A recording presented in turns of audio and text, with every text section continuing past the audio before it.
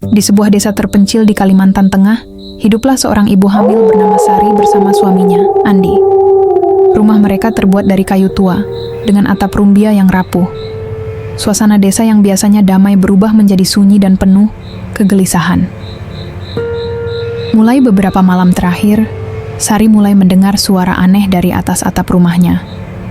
Suara itu seperti kepakan sayap yang berat dan tak beraturan, membelah kegelapan malam dengan bunyi yang menusuk ke dalam jiwa. Suara itu terus terdengar setiap malam, semakin lama semakin dekat, seolah makhluk besar sedang berputar-putar di atas rumah mereka. Andi, yang mencoba menenangkan Sari, bilang, "Itu cuma kelelawar, mungkin nyari makan, jangan pikirkan yang aneh-aneh." Namun, ketenangannya juga mulai goyah.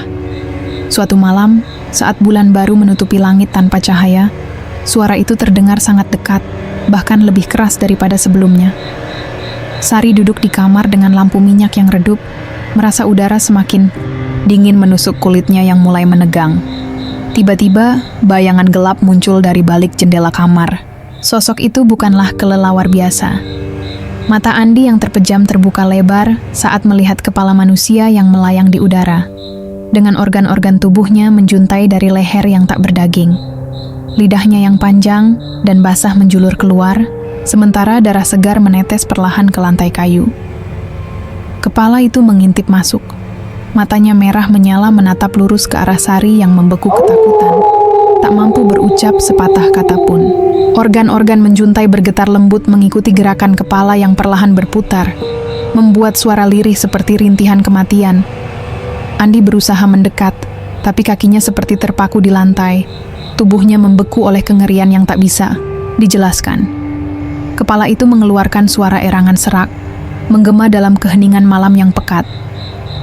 Sesaat kemudian, kepala itu menghilang dengan cepat, meninggalkan aroma besi darah dan hawa dingin yang menusuk hingga ke tulang. Sari merasakan sesuatu menghisap dari dalam tubuhnya, sebuah perasaan mengerikan yang tak akan pernah ia lupakan. Malam itu menjadi awal dari teror panjang yang akan mengoyak ketenangan desa. Sebuah kisah yang kelak dikenal sebagai awal munculnya kuyang yang menghantui desa Pangkalan Manggis. Setiap malam di desa Pangkalan Manggis, ketika jarum jam menunjuk pukul 2 dini hari, sebuah suara memilukan selalu menggema. Tangisan bayi yang histeris membelah keheningan malam dengan deru yang menusuk hati. Tangisan itu bukan tangisan biasa. Ia begitu kuat, begitu melengking, hingga mengguncang jiwa siapapun yang mendengarnya. Sari, yang kini baru saja melahirkan, tak bisa menenangkan bayinya yang terus menangis tanpa henti. Tangisan itu datang begitu tiba-tiba, seperti ada sesuatu yang menggerogoti tenang dan keselamatan sang bayi. Wajah mungil si kecil membiru, matanya terpejam erat seakan merasakan sesuatu yang menakutkan di sekitarnya. Tetangga-tetangga pun merasakan hal yang sama. Bayi-bayi di desa lain ikut menangis serentak, menciptakan simfoni duka yang menyesakan dada. Warga desa mulai gelisah. Bau darah menusuk hidung, menguar tajam di udara dingin malam yang pekat. Bau itu bukan berasal dari manusia, melainkan sesuatu yang lain, sesuatu yang menyeramkan. Di tengah tangisan itu, suara kepakan sayap semakin nyaring. Kepakan yang berat dan kasar, seperti sayap makhluk besar yang terbang rendah di atas desa, membelah kegelapan malam. Suara itu seperti sebuah ancaman, membisikkan kehadiran makhluk yang haus akan darah dan daging. Sari yang sudah tak kuat menahan ketakutan, mendekat ke kamar tetangga, menanyakan apakah ada yang tahu apa yang sebenarnya terjadi. Namun semua orang hanya bisa berbisik ketakutan, mata mereka melebar penuh waspada. Mereka tahu, ada sesuatu yang tak kasat mata, namun nyata mengintai di balik tirai malam. Suatu malam, ketika tangisan bayi semakin menjadi, Sari mendengar bisikan, lirih dari balik pintu kamar. Suara itu bukan suara manusia, melainkan bisikan dingin yang mengerikan, menggema seperti suara dari alam lain. Darah, aku butuh darah. Tiba-tiba, aroma darah semakin pekat, membuat udara terasa sesak. Sari merasakan tangan dingin menyentuh bahunya, membuat bulu kuduknya meremang. Di balik jendela, bayangan kepala dengan organ menggantung melayang perlahan, Matanya merah menyala menatap tajam ke arah bayi yang baru lahir. Tangisan itu seperti magnet, mengundang makhluk mengerikan itu untuk semakin dekat, semakin dekat. Dan malam itu, desa kecil itu mulai tenggelam dalam teror yang belum pernah mereka bayangkan sebelumnya. Di ujung desa Pangkalan Manggis, berdiri sebuah rumah tua yang hampir roboh. Rumah itu milik Mak Nahara, seorang janda tua yang hidup sendiri sejak kematian suaminya yang misterius. Selama bertahun-tahun, ia menjadi sosok yang jarang disentuh oleh warga, dihormati tapi juga ditakuti. Mak Nahara tidak pernah terlihat keluar rumah pada siang hari. Setiap pagi hingga sore, rumahnya sunyi. Hanya angin yang sesekali berdesir melewati jendela yang retak. Saat malam menjelang, sesekali terlihat sosoknya duduk di serambi, menatap kosong ke arah desa. Wajahnya keriput, matanya seperti hilang jiwa, dan bibirnya selalu terkatup rapat, menyimpan rahasia yang tak seorang pun tahu. Kematian suaminya menjadi titik awal kerisauan warga. Suaminya meninggal dengan kondisi tubuh melepuh, kulitnya tampak seperti terbakar namun tanpa api. Tubuhnya membusuk dengan cepat, dan bau amis menyengat yang keluar dari rumah mereka membuat beberapa warga muntah ketika kebetulan lewat dekat rumah itu. Tak ada yang tahu pasti apa penyebabnya, karena Mak Nahara menolak menjelaskan dan menutup rapat rumahnya setelah kejadian itu. Beberapa warga yang mencoba bertanya malah diusir dengan tatapan dingin yang membuat bulu kuduk merinding. Desas-desus mulai beredar. Warga bilang, Mak Nahara berhubungan dengan ilmu hitam, sejenis ilmu yang mengancam keselamatan mereka semua. Ada yang bilang, malam-malam tertentu, dari rumahnya terdengar suara tangisan bayi yang memilukan, padahal rumah itu sepi dan tak ada penghuni lain. Yang paling menakutkan, tidak ada seorang pun yang pernah melihat Mak Nahara makan atau pergi ke pasar. Bahkan anak-anak kecil yang penasaran pun takut mendekat. Bau aneh seperti darah dan sesuatu yang busuk sering tercium di sekeliling rumahnya, membuat orang-orang menghindar sejauh mungkin. Warga yang sebelumnya hanya merasa heran mulai berubah menjadi curiga dan takut. Dia pasti terlibat dengan sesuatu yang jahat, bisik beberapa orang di balai desa. Mak Nahara, dia mungkin bukan manusia biasa lagi. Sementara itu, di dalam rumah yang gelap dan berdebu, Mak Nahara duduk termenung, mengelus sebuah jimat tua yang tergantung di lehernya. Mata kosongnya menatap langit-langit, seolah menunggu sesuatu yang mengerikan akan segera datang. Setelah kematian suaminya yang misterius, rumah tua milik Mak Nahara perlahan terbengkalai. Kayu-kayu lapuk dan jendela yang pecah menambah kesan angker pada bangunan itu. Warga desa sudah lama tak melihat Mak Nahara keluar dari rumah itu. Bahkan desas-desus mengatakan bahwa ia telah meninggal beberapa minggu lalu. Namun, sesuatu yang aneh mulai terjadi setiap malam Jumat. Saat kegelapan menutupi desa, terdengar suara tangisan bayi yang pilu dan memilukan berasal dari arah rumah tua itu. Tangisan itu bukan suara manusia biasa, melainkan suara yang membuat setiap orang yang mendengar terhuyung-huyung ketakutan. Sari, yang kini semakin gelisah sejak kelahiran bayinya, pernah mendengar tangisan itu dari kejauhan saat malam Jumat. Kliwon. Suara itu menusuk kalbu, membuat jantungnya seakan berhenti berdetak. Itu suara apa? Dari mana datangnya? Bisik Sari dalam hati. Warga desa yang lain pun tidak berani mendekati rumah itu saat malam. Banyak yang melaporkan bau amis darah dan hawa dingin menusuk yang seolah berasal dari dalam rumah kosong itu. Suara tangisan itu terus berlanjut, bergema di lorong-lorong sempit desa dan meresap ke dalam mimpi buruk penduduk. Malam demi malam, tangisan itu menjadi semakin nyata dan mengerikan. Beberapa anak kecil yang tinggal di dekat rumah itu mengaku melihat bayangan kepala manusia dengan organ tubuh menjuntai melayang-layang di sekitar rumah. Matanya merah menyala menatap kosong.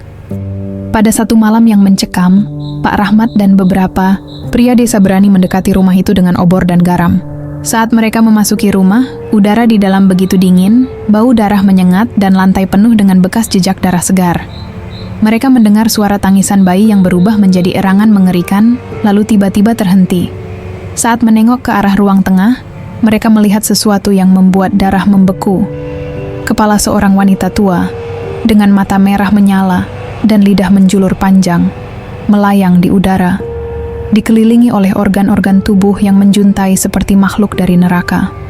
Magnahara, yang selama ini dianggap telah tiada, ternyata masih berada di sana, menjadi makhluk mengerikan yang dikenal sebagai Kuyang.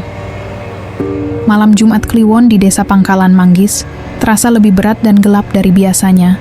Angin dingin berhembus tanpa henti, menyusup ke dalam rongga-rongga rumah kayu yang rapuh. Di balik gelapnya malam, muncul ketegangan yang tak bisa disembunyikan oleh siapapun. Pak Rahmat, suamiku Andi, dan beberapa warga yang paling berani berkumpul diam-diam di sebuah semak tebal dekat rumah tua Magnahara. Mereka membawa perlengkapan seadanya. Senter kecil, seikat garam kasar, dan kamera ponsel yang berharap bisa merekam apa yang selama ini hanya menjadi bisik-bisik ketakutan di desa. Mata mereka menatap penuh waspada ke arah rumah yang remang-remang oleh cahaya bulan yang samar. Tidak ada suara kecuali gemerisik dedaunan dan hembusan napas yang tercekat. Jam di tangan menunjukkan pukul 01.42 dini hari, waktu yang dianggap sakral dan penuh energi gaib. Tiba-tiba, dari balik jendela yang pecah, terlihat cahaya merah menyala, redup bercampur asap tipis berwarna kehitaman yang perlahan naik ke langit. Suara erangan panjang terdengar dari dalam rumah. Suara seperti seseorang yang menahan sakit luar biasa, atau sedang berubah menjadi sesuatu yang bukan manusia. Dengan hati-hati, mereka mengarahkan kamera ke arah jendela. Andi menahan napas saat sosok Magnahara muncul, berdiri tanpa bergerak. Tubuhnya telanjang dada, dihiasi oleh coretan hitam yang menyerupai raja kuno. Lalu, dengan suara retak yang membuat darah berdesir, leher Magnahara mulai bergerak sendiri, seolah ada kekuatan tak terlihat yang menariknya. Kepala tua itu terangkat perlahan, bukan terpotong, tapi terangkat bersama urat-urat, pembuluh darah, dan isi perut yang menjuntai menjijikkan. Tubuhnya yang tak berdosa itu ambruk ke lantai dengan suara gemuruh, dan kepala yang kini berubah menjadi Kuyang itu mulai melayang. Mata merah menyala penuh dendam, lidah menjulur panjang dan basah, serta darah segar menetes perlahan dari ujung usus yang menggantung. Kuyang itu melayang dengan gerakan anggun yang mengerikan, melesat ke atas atap rumah, menatap lurus ke arah Andi. Waktu terasa berhenti sejenak. Andi hampir saja berteriak memanggilku, tapi Bahar yang berdiri di sampingnya segera menahannya dengan wajah pucat dan ketakutan.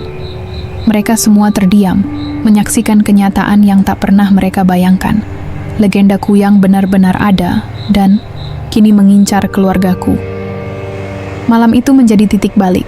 Mereka tahu, jika tidak segera bertindak, kengerian ini akan merenggut lebih banyak nyawa. Malam itu, udara terasa begitu berat dan pekat, seolah kegelapan sendiri menggulung desa kecil, kami dalam dekapan dingin yang membeku. Aku dan Andi tidur dengan hati yang penuh kecemasan setelah pengintaian malam sebelumnya. Tapi siapa sangka, malam itu menjadi malam yang paling mengerikan dalam hidup kami. Sekitar pukul 2 dini hari, suara kepakan sayap besar kembali terdengar, jauh lebih keras dari biasanya, membelah kegelapan malam dengan gemuruh yang membuat jendela bergetar. Aku terbangun karena suara itu, dan segera tersadar ada sesuatu yang salah. Andi, yang juga sudah terbangun, menyalakan lampu kamar. Tapi sebelum kami sempat berbuat apa-apa, sosok itu muncul di depan jendela kamar kami, kepala manusia tanpa tubuh yang melayang dengan organ-organ menjuntai, usus basah yang berlumuran darah menggerayangi angin malam. Mata merahnya menyala, seperti bara api, dan lidah panjangnya bergelayutan keluar dari mulut yang menganga. Detik itu, aku melihat Andi terpaku kaget. Kakinya hampir terjatuh saat sosok mengerikan itu menyerbu masuk ke dalam kamar dengan kecepatan tak masuk akal. Kepalanya berputar-putar dengan gerakan yang tidak wajar. Lidahnya menjulur seolah mencoba mencicipi udara di sekitar kami. Andi mencoba menghalau dengan sepotong kayu, tapi seolah kayu itu melewati makhluk itu tanpa hambatan. Kuyang itu menempel pada wajah Andi, mencoba mencium aroma darah yang mengalir dari tubuhnya. Tangan Andi gemetar. Napasnya tersengal-sengal. Aku hanya bisa berteriak ketakutan, memanggil nama Andi. Tapi suara itu tenggelam oleh erangan mengerikan yang keluar dari mulut Kuyang. Darah segar menetes dari usus yang menjuntai, menempel di lantai kayu, membentuk jejak merah yang mengerikan. Dalam kepanikan, aku mengingat jimat dari nenek yang dulu kami simpan di lemari. Dengan tangan gemetar, aku meraih jimat itu dan melemparkannya ke arah makhluk itu. Seketika, kuyang itu meringis kesakitan. Suara mengerikan menggema memenuhi kamar. Kepala itu bergetar hebat, organ-organ yang menjuntai bergetar, dan perlahan-lahan makhluk itu mundur, melayang keluar jendela dengan cepat, meninggalkan jejak aroma busuk yang menusuk. Kami terkapar di lantai, napas memburu dan tubuh bergetar. Malam itu kami menyadari satu hal. Makhluk ini bukan hanya legenda, tapi ancaman nyata yang mengincar keluarga kami. Dan kami tahu, ini baru permulaan. Setelah kejadian malam itu, ketakutan menyelimuti seluruh desa Pangkalan Manggis. Bayi-bayi menangis tanpa henti, ibu-ibu berjaga di rumah masing-masing, dan para pria mulai bergiliran ronda dengan membawa obor dan garam. Tapi ketakutan terbesar tetap menghantui kami semua. Makhluk mengerikan yang disebut kuyang itu masih bebas berkeliaran. Pak Rahmat mengumpulkan warga di balai desa, membawa serta dukun tua bernama Mbah Sura, yang dipercaya memiliki ilmu untuk melawan makhluk halus. Mbah Sura dengan suara serak dan tatapan tajam berkata, kuyang hanya bisa diusir dengan ritual khusus. Pembakaran daun sirih segar yang dicampur kemenyan. Api harus menyala kuat, dan doa harus dipanjatkan terus-menerus hingga fajar. Malam itu, seluruh keluarga di desa membawa daun sirih dan kemenyan ke tengah lapangan terbuka. Api unggun dinyalakan, asap wangi daun sirih dan kemenyan perlahan mengepul ke udara, menyelimuti kami dalam kabut tipis berwarna kelabu. Dukun Mbah Sura memimpin doa dengan suara bergetar, memohon agar roh jahat itu pergi jauh dari desa. Namun, anehnya, suara kepakan sayap di atap rumah dan pohon-pohon sekitar semai menjadi-jadi. Seolah-olah kuyang malah semakin marah, membalas dengan teriakan halus yang menembus kabut asap, membuat hati kami berdebar keras. Tahan, jangan biarkan takut menguasai kalian, teriak Mbah Sura. Tapi jantung kami berdegup lebih cepat saat bayangan kepala dengan organ menjuntai tiba-tiba melayang di atas api unggun, membakar sebagian ranting kering dengan lidahnya yang menjulur panjang. Api unggun berkelip liar, asap membubung tinggi bercampur bau amis darah yang menusuk hidung. Angin malam berputar kencang seolah ada kekuatan besar yang mengamuk di atas kami. Beberapa wanita pingsan karena takut dan bau asap yang makin pekat. Warga yang menatap dengan penuh ketakutan melihat kuyang itu berputar-putar di atas api, menatap tajam ke arah bayi yang duduk di pangkuanku. Aku menggenggam erat bayi kami, berharap doa dan asap ini cukup untuk melindungi kami. Tapi di dalam hati, aku tahu makhluk itu tidak akan pergi dengan mudah. Malam itu, kami menyadari bahwa kami sedang berhadapan dengan kekuatan yang jauh lebih kuat dan berbahaya dari yang kami bayangkan. Setelah ritual api unggun yang gagal mengusir kuyang, Mbah Sura memberikan saran lain yang katanya lebih ampuh. Ibu hamil harus rutin meminum air rebusan daun sirih. Daun sirih memiliki khasiat mengusir roh jahat, terutama kuyang, ujarnya dengan suara berat dan mata yang penuh kewaspadaan. Aku mulai meminum air rebusan itu setiap pagi dan malam, berharap bisa melindungi diriku dan bayi yang sedang berkembang di dalam rahimku. Awalnya, tidak ada yang aneh, hanya rasa pahit yang sulit ditelan. Namun, seiring hari berlalu, tubuhku mulai berubah. Mual bertambah parah, dan tiba-tiba aku merasakan sesuatu yang sangat mengerikan. Darah mulai keluar dari hidungku tanpa henti. Mimisan itu bukan sekadar pendarahan biasa.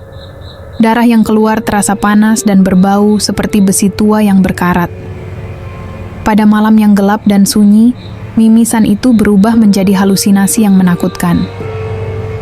Aku melihat sosok kepala manusia tanpa tubuh melayang-layang di kamar, matanya merah, menyala, dan organ dalam yang menjuntai seperti menari di udara. Lidah panjangnya menjulur keluar, sambil menjilati darah yang terus mengalir dari hidungku.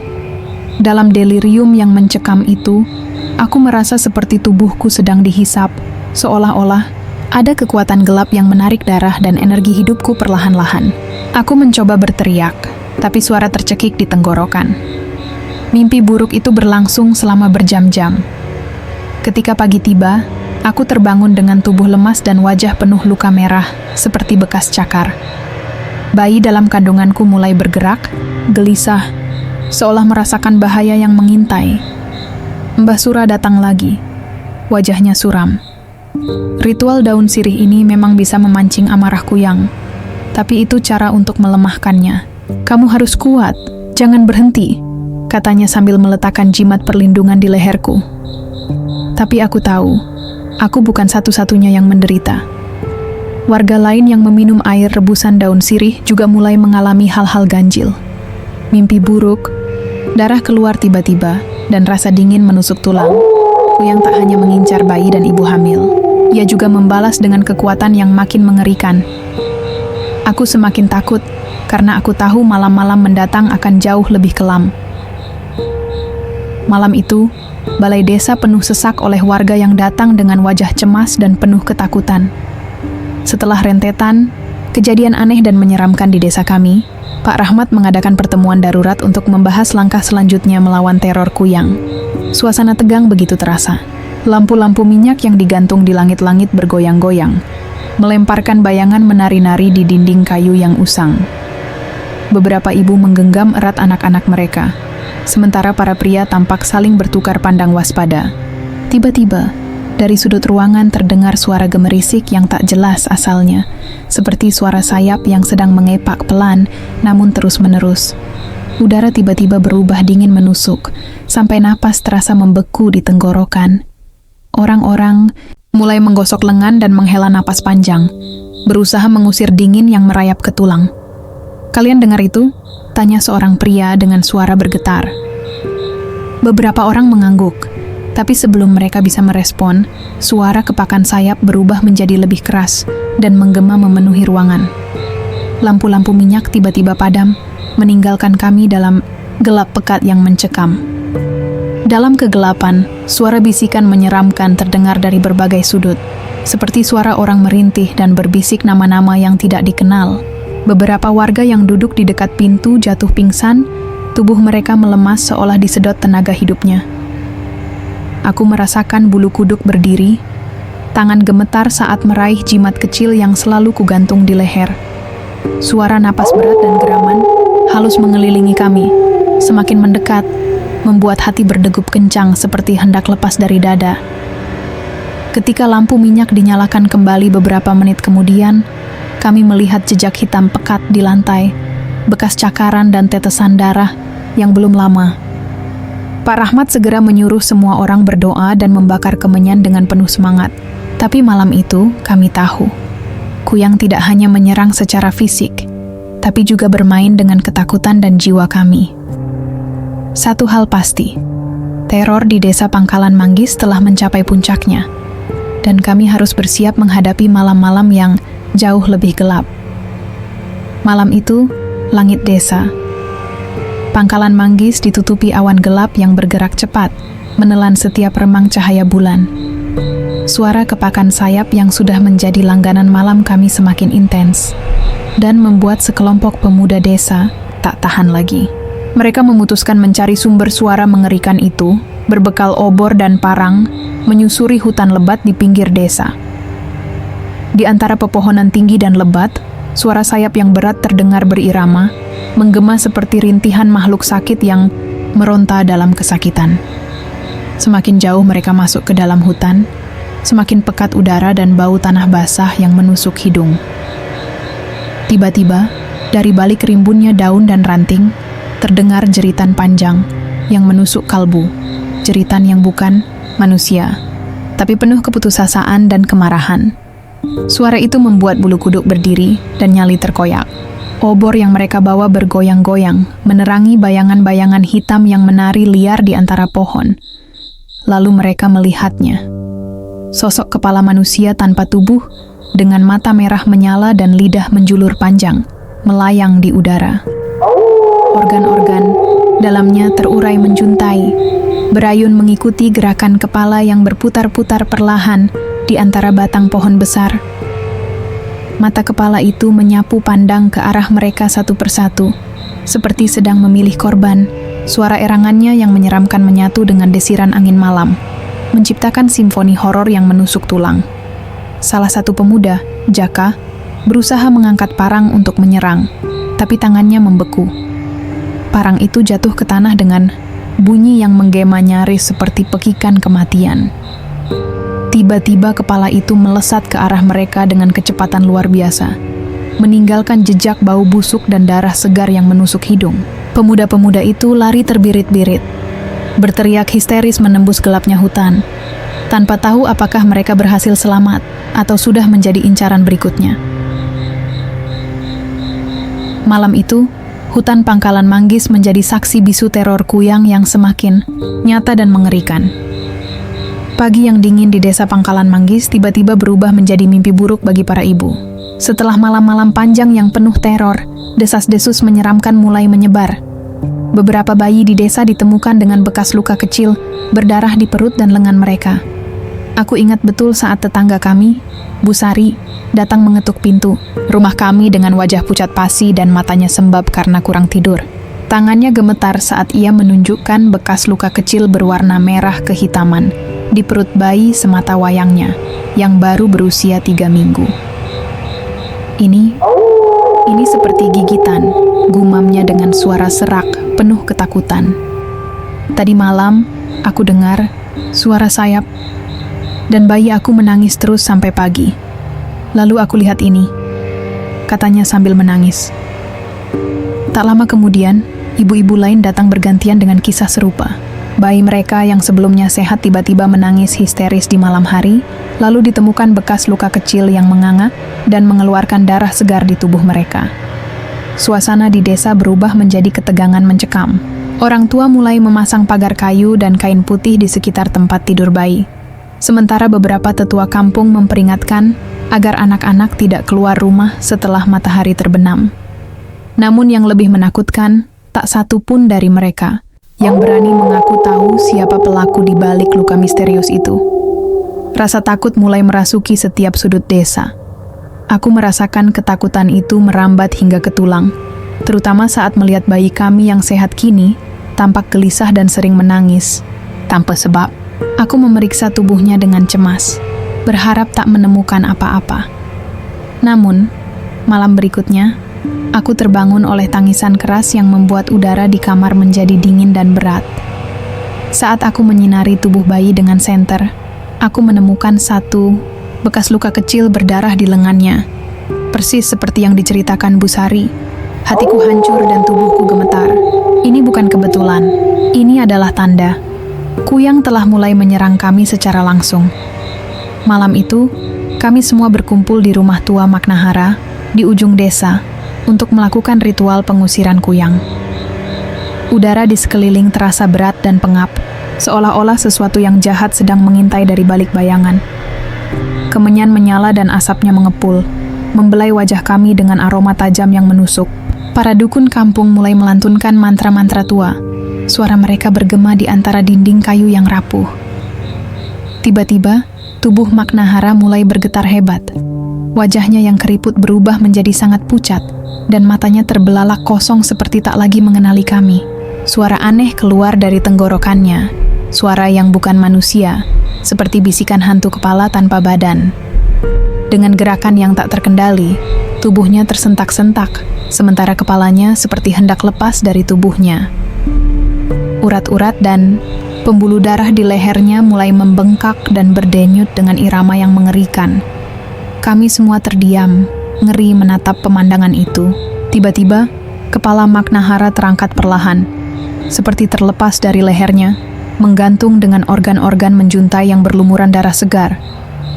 Kepala itu melayang di udara, matanya merah menyala menatap kami dengan tatapan penuh kebencian dan amarah. Suara erangan panjang terdengar, memenuhi ruangan dengan getaran yang membuat jantung kami berdegup tidak karuan. Tubuh Maknahara terjatuh ke lantai, tak berdaya dan terengah-engah seperti seseorang yang kehilangan bagian terpenting dari dirinya. Kami sadar saat itu. Maknahara bukan hanya dukun tua biasa. Ia telah menjadi wadah bagi Kuyang yang selama ini mengintai desa kami. Ritual yang kami lakukan malam itu tak hanya untuk mengusir makhluk itu, tapi juga menjadi awal pertarungan antara kami dengan kegelapan yang mengancam nyawa setiap ibu dan bayi di kampung ini. Malam itu, udara desa Pangkalan Manggis terasa berat dan penuh ketegangan. Setelah ritual yang mengerikan di rumah Magnahara, kami semua tahu bahwa makhluk itu sudah tidak bisa lagi dianggap mitos. Ia nyata, dan malam itu adalah saat pertarungan yang menentukan. Kepala Magnahara, yang kini menjadi kuyang, melayang liar di antara rumah-rumah warga. Organ-organ yang menjuntai berayun-ayun, darah segar menetes dan terciprat ke lantai tanah dan dinding kayu. Bau amis darah memenuhi udara, membuat semua yang menghirupnya mual dan pusing. Suara erangan mengerikan menyebar di antara pekatnya malam, menyayat hati siapa saja yang mendengarnya. Bayangan kepala yang menyala merah itu terbang dengan kecepatan luar biasa, menyerang dengan lidah panjang dan cakarnya yang tajam, memburu setiap ibu hamil dan bayi yang menjadi sasaran. Pak Rahmat memimpin warga yang membawa obor, garam kasar, dan senjata seadanya, mengejar kepala terkutuk itu. Namun makhluk itu licin dan cepat, melesat ke sana kemari, seperti bayangan hitam yang sulit ditangkap. Setiap kali kepala kuyang itu melayang dekat, bau darah segar, dan teriakan kesakitan menyusup ke dalam jiwa kami. Beberapa warga yang berani mencoba melempar garam dan jimat, tapi kepala itu malah mengeluarkan suara tawa serak, penuh ejekan dan ancaman. Di tengah kegelapan, Andi, suamiku, mengambil posisi di depan rumah kami, menyalakan obor besar dan menggenggam pisau tajam yang dulu diwariskan oleh kakeknya. Ia tahu ini pertarungan hidup dan mati. Saat kepala itu melayang mendekat, Andi melompat dan mencoba menusuk dengan pisau. Namun kepala itu berputar dengan kecepatan luar biasa, menjauh dan kembali menyerang. Lidah panjangnya hampir menyentuh wajah Andi, meninggalkan sensasi dingin seperti disentuh oleh kematian itu sendiri. Warga lain berteriak dan berusaha membantu, tapi suara tangisan bayi dan teriakan histeris ibu-ibu yang berlari menambah kekacauan. Malam itu menjadi medan perang antara manusia dan kegelapan. Meski kami berhasil memukul mundur kepala itu beberapa kali, kami tahu ini belum berakhir. Kuyang itu bukan hanya makhluk biasa. Ia adalah kutukan yang mengikat desa kami dalam teror yang belum usai. Malam itu, angin dingin menyelinap masuk lewat celah-celah jendela rumah kami, membawa serta aroma tanah basah dan daun kering.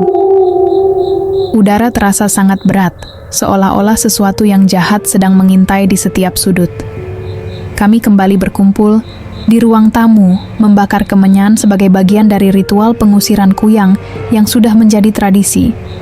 Asap kemenyan mengepul, berputar-putar dalam udara, membawa harapan agar makhluk itu menjauh. Namun, keanehan segera terjadi. Setiap kali, api kemenyan mulai menyala dan asapnya mulai melayang. Tiba-tiba api itu padam dengan sendirinya. Kami menyalakannya kembali, tapi lagi-lagi, tanpa sebab yang jelas, api itu seolah ditelan kegelapan dan padam. Suasana menjadi sunyi kecuali suara napas kami yang tertahan dan desiran angin yang semakin kencang. Lampu minyak di sudut ruangan bergetar, nyalanya berkedip-kedip seperti ingin padam juga. Kemudian, suara kepakan sayap muncul, lebih jelas dan sangat dekat. Rasanya seperti ada sesuatu yang melayang tepat di atas kepala kami. Setiap detik, suara itu semakin berat dan dekat, membuat bulu kuduk meremang. Salah satu ibu mulai menangis pelan, suaranya tercekik oleh ketakutan. Bayi-bayi di ruangan mulai rewel, menangis dengan histeris, seolah bisa merasakan ancaman yang tak terlihat. Tiba-tiba, kami melihat bayangan kepala melayang dengan organ tubuh menjuntai muncul di jendela. Mata merahnya menyala, menatap lurus ke arah kami, dan lidahnya yang panjang menjulur keluar dengan gerakan mengancam. Asap kemenyan yang semula mengepul tiba-tiba berubah menjadi gelap pekat, dan kami terhisap ke dalam kegelapan yang menyelimuti ruangan. Api padam, suara sayap semakin keras, dan kami tahu makhluk itu telah datang. Malam itu, ketakutan menjadi nyata, dan kami hanya bisa berharap bertahan sampai fajar menyingsing. Setelah malam-malam penuh ketakutan dan ritual yang tak pernah berhenti, kami mulai menggantungkan harapan pada jimat-jimat warisan nenek moyang dan barisan garam kasar yang ditabur di pintu dan jendela rumah kami. Kami percaya, itu bisa menjadi perisai ampuh, untuk melindungi ibu hamil dan bayi dari serangan kuyang. Namun, keajaiban itu tak kunjung datang. Malam demi malam, jimat-jimat yang digantung di dinding mulai hilang satu persatu. Beberapa ditemukan sobek dan bernoda darah, seperti digigit oleh makhluk tak kasat mata. Jimat yang disimpan di dalam kotak pun tak luput dari nasib sama. Hancur berkeping-keping, seolah dihancurkan oleh kekuatan gelap. Garam yang ditabur dengan rapi di depan pintu dan jendela juga kehilangan khasiatnya. Malam-malam berikutnya, jejak kaki kecil dengan noda darah muncul di atas taburan garam itu. Seperti tertantang, makhluk itu melangkah melewati penghalang yang seharusnya suci dan tak bisa dilalui. Rumah-rumah yang sebelumnya terasa aman, kini menjadi sarang ketakutan. Bayi-bayi kembali ditemukan dengan luka baru, dan tangisan mereka semakin menjadi-jadi di tengah malam. Suami-suami bergiliran berjaga, namun seringkali mereka terjaga hanya untuk melihat bayangan kepala yang mengerikan itu melayang melintas, mengepakkan sayap dan menatap penuh kebencian. Aku pun merasakan hal yang sama. Jimat warisan nenek yang kupakai di leherku mulai terasa hangat, seperti ada sesuatu yang mencoba merusaknya dari dalam. Aku takut, bukan hanya untuk diriku, tapi untuk bayi kecilku yang kini menjadi sasaran. Warga desa mulai kehilangan harapan. Apakah benar kekuatan gelap ini terlalu besar? Apakah jimat dan garam yang selama ini dipercaya hanya mitos yang tak bisa melindungi kami? Kami berdiri di ambang keputusasaan, sementara makhluk itu terus mengintai, semakin dekat dan semakin haus akan darah. Keesokan paginya, suasana di desa berubah menjadi lebih kelam dan penuh kegelisahan. Warga yang biasanya berkumpul dan bercanda di serambi rumah kini terdiam, wajah mereka dipenuhi rasa takut dan penasaran. Pak Hadi, tetangga kami yang paling dekat dengan rumah, menemukan sesuatu yang membuat bulu kuduk merinding. Di serambi rumahnya, yang sederhana, bercak darah segar berceceran di lantai kayu, berlarian seperti jejak yang baru saja ditinggalkan. Lebih mengerikan lagi, dari atap serambi tergantung potongan usus yang masih basah, bergoyang pelan tertiup angin pagi. Bau amis darah menyengat menusuk hidung, membuat semua yang melihatnya muntah-muntah dan pusing. Pak Hadi mengatakan, malam sebelumnya dia mendengar suara kepakan sayap yang sangat keras, seperti sesuatu yang besar melintas tepat di atas rumahnya. Suara itu diiringi dengan erangan dan suara menggeram yang membuat darah beku. Warga berkumpul dan membicarakan kejadian itu dengan bisik-bisik. Tak berani menatap potongan usus yang bergelantungan itu terlalu lama. Ini tanda buruk, kata Pak Rahmat dengan suara gemetar. Kuyang sudah semakin berani, bahkan berani meninggalkan jejaknya di tengah-tengah kita. Kami semua tahu, malam itu bukan sekadar malam biasa. Ini adalah peringatan nyata bahwa makhluk mengerikan itu tengah memburu kami dengan lebih agresif dan tanpa rasa takut. Suasana desa berubah menjadi semakin gelap dan sunyi menjelang malam. Tidak ada yang berani keluar rumah setelah maghrib dan semua pintu dikunci rapat-rapat. Tangisan bayi dan teriakan histeris ibu-ibu di tengah malam seolah menjadi simfoni duka yang tak kunjung usai.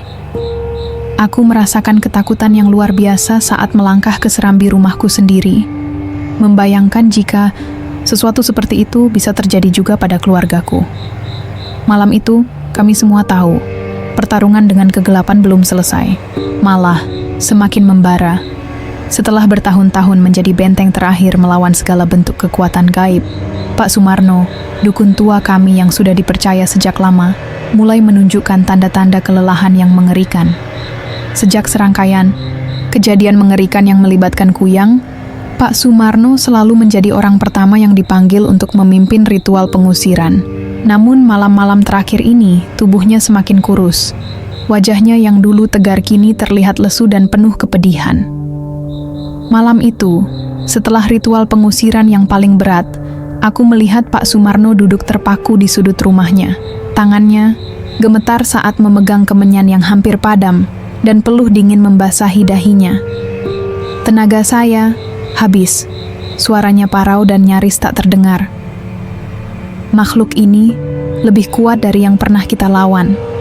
Beberapa hari kemudian, dukun tua itu jatuh sakit secara misterius. Tubuhnya membusung tanpa sebab yang jelas, dan mata tajamnya yang biasanya penuh kewaspadaan kini tertutup rapat, seolah tak mau lagi melihat kegelapan yang menyelimuti desa. Warga mulai takut. Jika dukun yang selama ini menjadi pelindung kami pun tak mampu bertahan, lalu siapa lagi yang bisa melawan? Di balik pintu rumahnya yang tertutup rapat, terdengar suara merintih dan erangan yang membuat bulu kuduk merinding. Konon, malam-malam itu, Kuyang datang ke rumah dukun tua tersebut, melemahkan jiwanya dari dalam. Aku merasa sebuah kehancuran besar akan segera menimpa desa kami jika tidak ada yang berani bangkit dan melawan. Malam itu, kabut tebal menyelimuti desa Pangkalan Manggis, menyusup ke celah-celah rumah dan menutupi jalanan berdebu. Suara jangkrik yang biasanya riang berubah menjadi sunyi, digantikan oleh kesunyian yang mencekam, seolah alam pun menahan napas. Aku berjalan melewati pemakaman tua di pinggir desa saat harus mencari obat tradisional di rumah tetangga. Namun, saat kaki ini menyentuh tanah pekuburan yang sudah lama tak terurus, hawa dingin menusuk hingga ke tulang. Tiba-tiba, dari balik reruntuhan nisan yang patah, aku melihat sesuatu yang membuat jantung berhenti berdetak.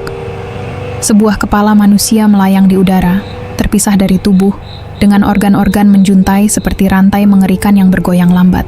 Mata kepala itu merah menyala, berputar-putar seolah sedang mengawasi sekeliling. Angin dingin menyebar dari sosok itu, membuat bulu kuduku berdiri, dan seluruh tubuh bergetar tak terkendali. Bau darah segar bercampur tanah basah memenuhi udara. Malam, suara kepakan sayapnya yang lembut berubah menjadi erangan melengking yang menusuk ke dalam jiwa. Kepalanya berputar semakin cepat, menciptakan aura gelap yang seakan merasuk ke setiap sudut kuburan. Orang-orang desa yang melewati makam itu selama beberapa malam berikutnya mengeluhkan mimpi buruk yang sama. Melihat kepala mengerikan itu melayang, mendengar suara-suara mengerikan yang membuat mereka terbangun dengan keringat dingin. Pak Rahmat bahkan mengaku, saat dia mencoba mendekati kuburan itu, tangannya terasa seperti tersedot oleh sesuatu yang tak terlihat, seolah energi gelap dari kepala Kuyang itu mencoba menjerat dan menahannya. Malam di pemakaman itu kini menjadi tempat yang terlarang, penuh dengan kengerian yang tak bisa dijelaskan. Aku tahu, kepala melayang itu bukan hanya mencari darah bayi atau ibu hamil.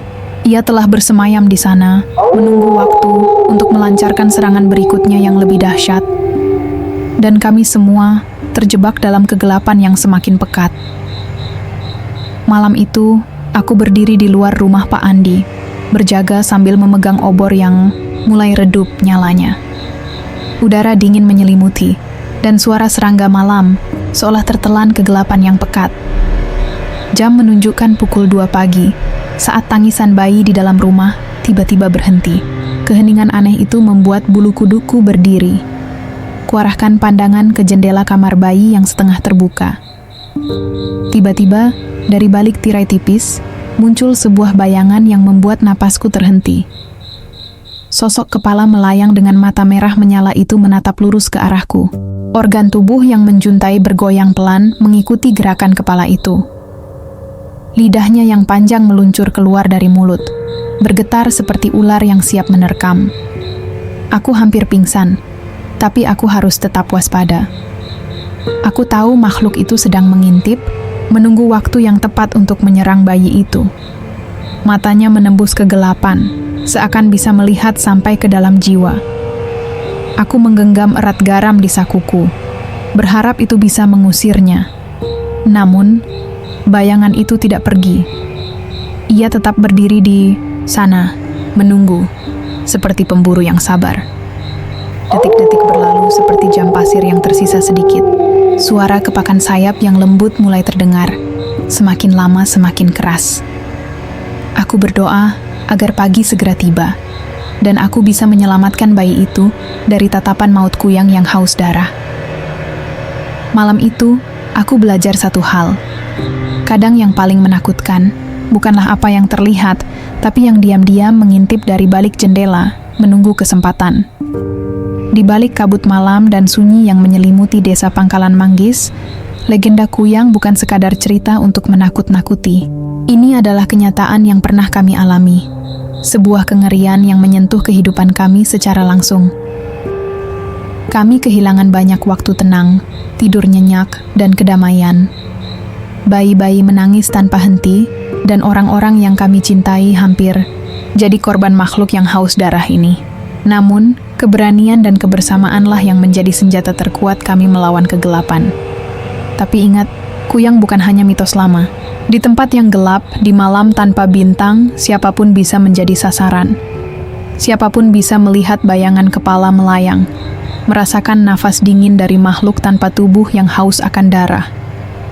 Jadi, apabila suatu malam kamu mendengar suara kepakan sayap yang aneh, atau melihat bayangan yang tak wajar di jendela, jangan pernah abaikan. Karena di balik kegelapan itu, mungkin saja kuyang sedang mengintai. Terima kasih telah mengikuti kisah kami. Jangan lupa untuk like, share, dan subscribe, agar kamu tidak ketinggalan cerita-cerita mistis dan nyata.